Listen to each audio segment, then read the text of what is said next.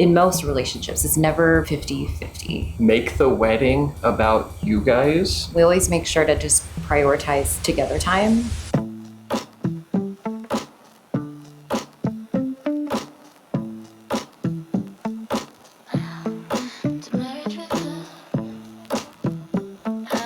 I am Alexis. I'm a CPA and a Legree fitness instructor. And what were all the questions? Small Sorry. business. I am Lauren. AKA Dr. Wines. No, so I'm a resident psychiatrist. We are a Bumble success story. We met on, but we were on the app before it got popular, so I think we got lucky.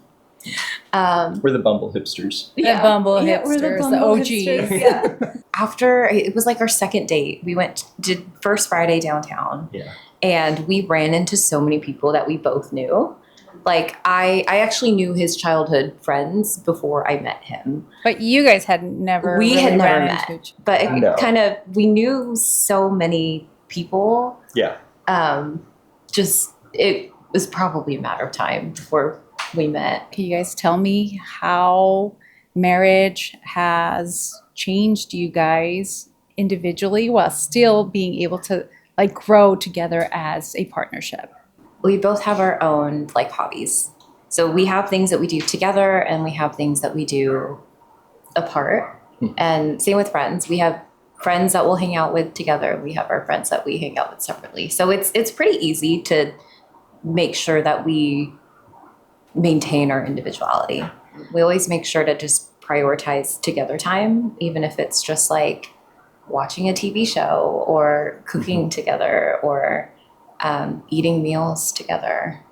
Let's talk about like what have been like the things that you guys have learned for conflict resolution in your relationships that have helped you. So I think, given both of our schedules, sometimes I work full months of nights, and then Alexis has an entire month, tax season, right? And so we have a lot of periods where we don't get to see each other as much as possible. In most relationships, it's never 50-50. Like, that's the ideal. But when I'm working hours of overtime or he's at the hospital all the time, some days I have to put in 80 and he gives 20, and that's okay. And then coming out of it, resetting the expectation of like, hey, this busy season's now over. This is how I felt. What other skills do you guys think are like necessary for you guys that you guys have used or have turned to, those skills that continue to strengthen your guys' relationship? I'll say being absolute dingoes is probably the best skill. I mean, one of the things, and this is like the silliest, but like whenever we see each other, like our way to say I love you is just a little. I love it. You know, it's your love language. it really Even is. if we're mad, if we have a fight, as long as we still do that, then we know it's okay. Yeah. I used to keep a lot, just like, of my emotions inside. Good, bad, all of it was, I never really let them show until we started dating. I mean, I think it is a skill, being able to share your emotions and to just say what it is you're thinking. And, I know you're not a mind reader, so if I don't tell you, you don't know. We have this misconception, like, if you love me, you should know. You should know, yeah. All right? And it's like, no. What? No, that's such a romantic, no, that does not happen. Talk to me about habits or rituals that you guys have that kind of bring you guys back together and connect you. If you come home and you're just expected to start doing things around the house and there's no moment of connection after being apart all day, it's like, it's a lot of weight. And it makes it feel like, you're living your own life and you've got a roommate. Yeah, share with me a little dream that you guys are still chasing together. So living in Bakersfield has been great, though we have been wanting to find that city, right? Okay, that's fun. And so we've been trying We're big, We've been to a few different cities that have just been like really fun, where we can walk around with have no plans, but then have a full night. If you guys were to give newlyweds some advice on marriage, what would that sound like? What would that be?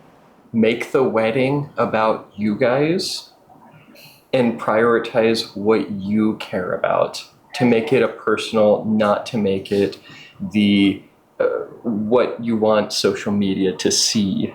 While the wedding is fun, it's the marriage that's important. So I know a lot of people focus so much on like having the perfect details and all these other things, when like you could have a picture perfect wedding and not a great marriage if you don't work at it. And how about like some marriage advice now that you guys would be able to share with those who are in their first or second year of marriage? They're like, oh. Find how your partner works and work with them. So sometimes, when things upset Alexis, I have a quick knee jerk to be like, what's going on? Let's talk about it right now. But it still takes, she has her process. Yeah. She has to decompress, talk it through with herself before I can jump in. And so giving that space. Maybe it's cliche to say, but like, don't forget to date your spouse. Like when you're dating, we're always going out and trying new things and like learning so much about each other. And then when you get married and you fall into a routine of like going to work and doing your own hobbies and, doing all of that, it's so easy to forget that like you still need to keep learning about the person that you chose to do life with. We've tried setting like an official like date night. It doesn't work for us. Yeah. We've tried so many times. It doesn't work for us. But we still do so much together. All right. I will say this. We don't really give gifts to each other. We used to when we were dating, but then after we got married, we decided there's no point in spending money on gifts that we don't need. Well, on the topic of not expensive, He did Have not a follow instructions. little I box don't think it's. with I'm not a cat. with a churro.